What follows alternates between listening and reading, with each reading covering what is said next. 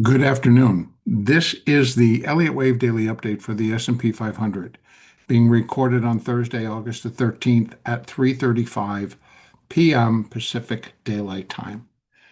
Um, Again, it was an interesting day, and it really didn't start to explode until about a half hour after the opening. PPI did its little thing, bounced up, bounced down, bounced up. But then it lit fire. It just got somebody lit a match to it. And if I can find that little piece of news, because it was a firm that I never, yeah, I got to show it. I hope I can find it. But yeah, cool inflation data propel stocks to fresh highs. That wasn't it. There was a company that actually was talking about the semiconductors and the AI contribution of the semis to the AI the contribution they make to AI, and that they were looking for it to double or triple. And then suddenly Micron exploded, SanDisk exploded, just right on down the line. Everything kind of got really heavy duty. So, but what's come out in inside of that, then I think I have to look at this. Um,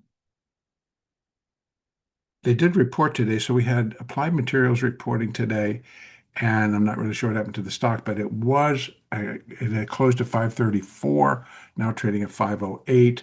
That is not having that much of a tug on the Nasdaq, as one would think. But we'll see what happens tomorrow with the balance. Kind of funny they did that, and then there's an expiration tomorrow, and I'm sure there's going to be a lot of activity in the options. So volatility, expect that at AMAT if you're an AMAT trader. So that was the only thing that kind of turned things a little bit negative because it would have been part of that rally as it was, and this was down 13 at 534, so it was trading closer to 550. So we'll see if it starts to drag down the others. I'm just kind of looking over. It isn't yet. So, and in fact, Micron. And the interesting part, Micron, yeah, it closed at 949 and is now 962 bid. So that part's not going to help. Um, anyway, it's been kind of crazy how the market just kind of exploded and moved higher. Now, before I changed it, by the way. And so I was looking at this as possible triangle pattern. But it kind of did not follow through at a point where I thought it should have. Would have been right about here. And it was rallied and it needed to come all the way back down to kind of make the E wave. So I flipped it and put the four there and then just put one. And so what I believe, and somebody else mentioned this, and please forgive me because I don't know what, uh, people come in, they have an acronym. So it's like, I don't remember who it was, but they were talking about that wave five would likely be a diagonal. And yes, because that's what's going to contribute to all the three. So we have a three for one, three for two, ABC for wave three, which I don't think is quite done yet. So I'm looking for it to get above today's high, which was 7838.50. And so next up is 7858, and that would be 1.618 for wave three over wave one. So, and that would work. And it gets us through that 618 at 78.45, which is wave five being 0.618 of wave one. And I left it there because I think it could provide us some resistance, and it seemed like it did, with the market kind of stalling out down here a little bit. So, but I think we should rally, finish three, come down into four, and then do a five, and then we're kind of that's it. And this is what I'm finding interesting because I'm not sure what other people's time frame was, but it seems like we might get this through next week. And so next week is going to be the August expiration, which I think could be the next turning point for a lot of these stocks in terms that also trade options. In particular, is going to be like Micron. In fact, tomorrow could be a big day because there's a Friday expiration. And I'm just going to show you what I normally will do when I'm going through. I go and I look at the options, and particularly we're going to look at Micron, which is a part of the S&P, by the way. And they had a great day. And I'm going to look for tomorrow's options that are expiring because it is on the Monday, Wednesday, Friday. Micron, oh, it doesn't have a future, but it does have options. So sorry about that. There we go. So we're looking at tomorrow's options, the 14th. The volatility is pretty low. I've seen it much higher, seen it much, much higher. But we're going to come down to those 950s, which is what I was looking at for Wednesday, last Wednesday. And you can already see 19,750 puts, 28,973 calls. And the stock is sitting right there, but it's 61 bid. So you kind of go up and say, look at the 60s, 15,000, 14,000.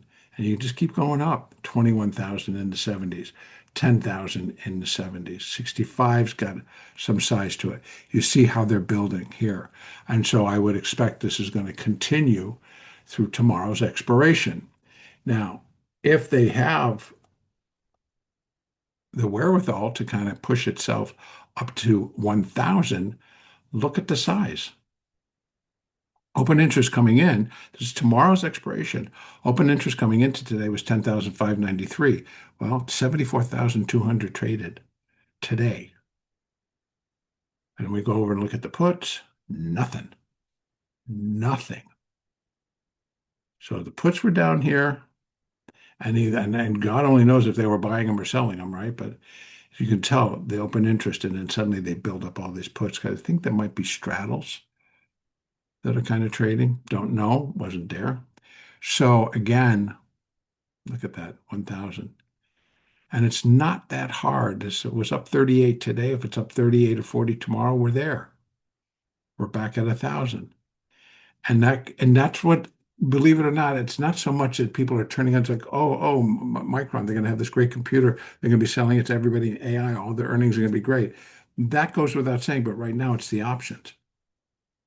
It's the options and how they're trading, and tomorrow's expiration, and what's the strike that's going to get wrapped around it. So, what's that say for the ES? Well, it can go over and you can take a look at slick charts, and it'll be a breakdown. Look at the S&P, find out where Micron is within it and what weighting it has in the index. And you'll see how much it can contribute to either an upside or a downside move, along with a lot of other stocks, by the way. So I think it could be an interesting expiration with the continued push to the upside. And if we continue past there, we do have a lot of levels. So here we have all of this marked out now. This is for wave 5.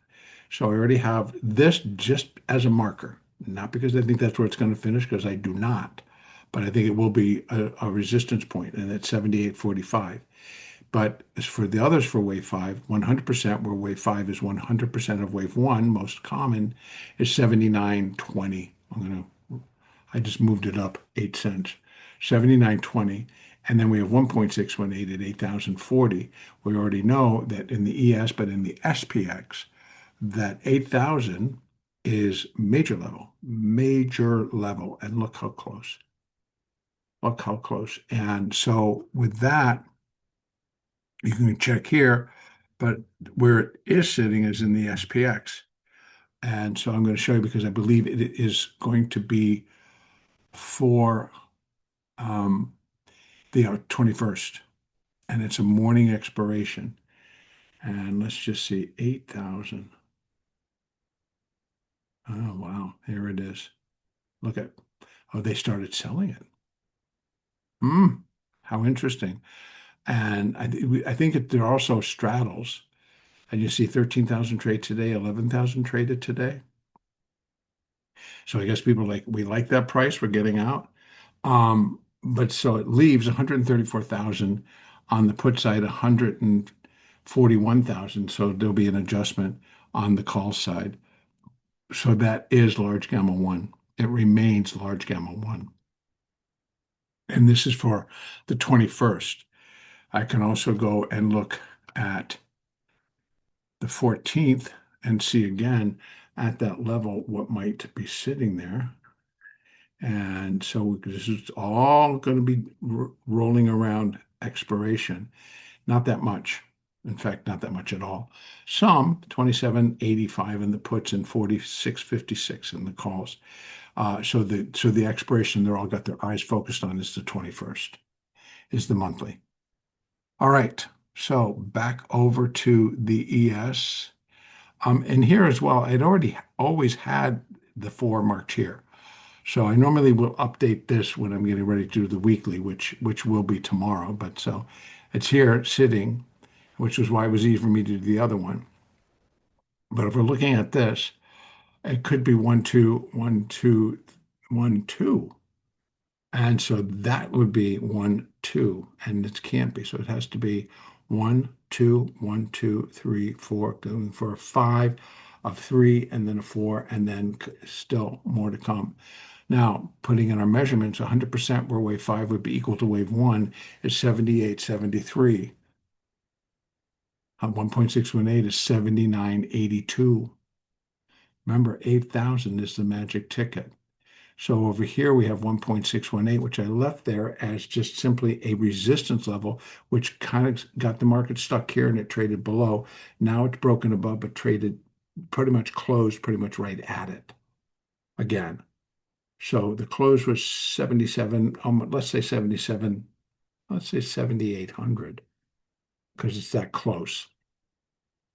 So again, once we get this thing going, I do think that 8,000 is very capable. The market is very capable of getting there quickly, as not as quick as it doesn't show here, but can get up there quickly.